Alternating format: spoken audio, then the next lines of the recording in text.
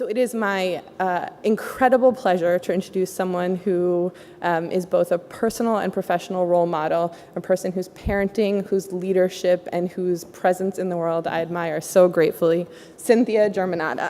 Thank you so much, Maya. Thank you, Girls Inc., and thank you, Nina. And I agree with everything that Maya said about you, but I just want to reiterate, not only are you brave, you are very beautiful, inside and out.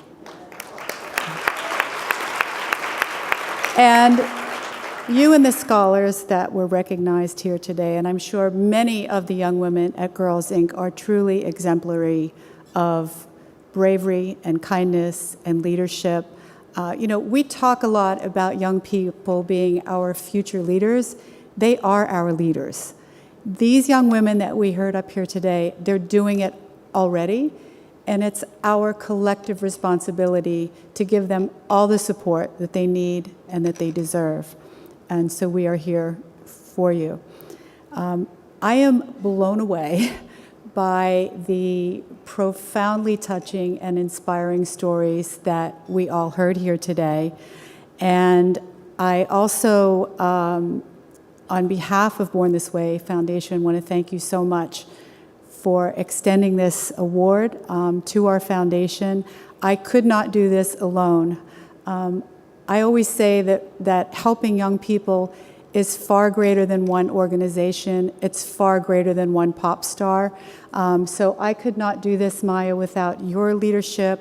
Rachel Martin here in the front, taking embarrassing videos of me, who is our deputy director, and all of the amazing young people at this table who are also with Born This Way Foundation, and they lead a program that we have called Channel Kindness.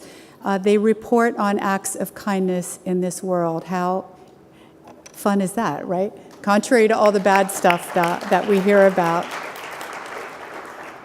I wish that I knew of Girls Inc. when I was growing up. I know the picture of me as a young girl is gone now, but I grew up on the riverbanks of West Virginia in a coal mining town of 1,700 people. And my inspiration growing up was my family, but specifically my mother. We did not have much at all. My mother had a very, very difficult childhood. And we grew up with really the bare bones of life, but we didn't know any better. We had a good time. And my parents had, like your girls and I guess like your mission, in their own way, they were strong, bold, and smart enough to encourage their 3 children to follow their dreams, and they allowed us to do that. I started working when I was 12 years old. For my father, and I have never not worked since. I recognize the importance of education. I worked very hard. I got my undergraduate degree at West Virginia University. I received a fellowship to GW, where I received my master's.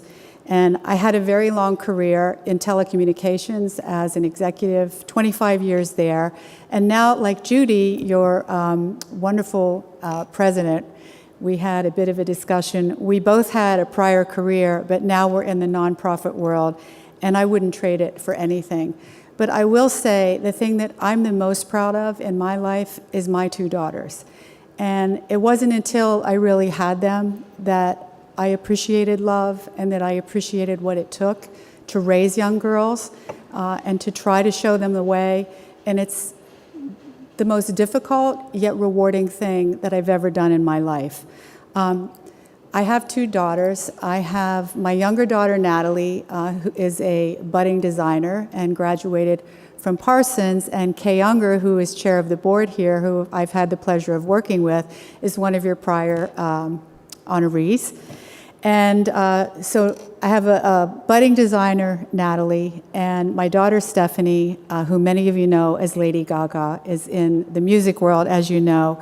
And the reason I'm telling you this, of course I'm proud of their talent, but I'm most proud that they are good people. And I've always told them, whatever personal choices you make, it's okay with me, but you'll hear from me if you're not a good person.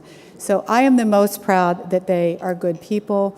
And that really led to Stephanie and I co-founding Born This Way Foundation. Nina, you and she have an awful lot in common. She experienced a great deal of meanness and cruelty growing up because she was different. And she experienced this at a very early age.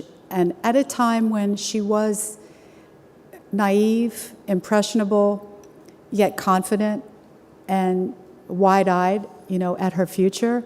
But this shattered that. She lost her self-esteem. She developed anxiety and depression at a very young age that plagues her to this day. She experienced trauma and recently penned an open letter about her PTSD that she suffers with.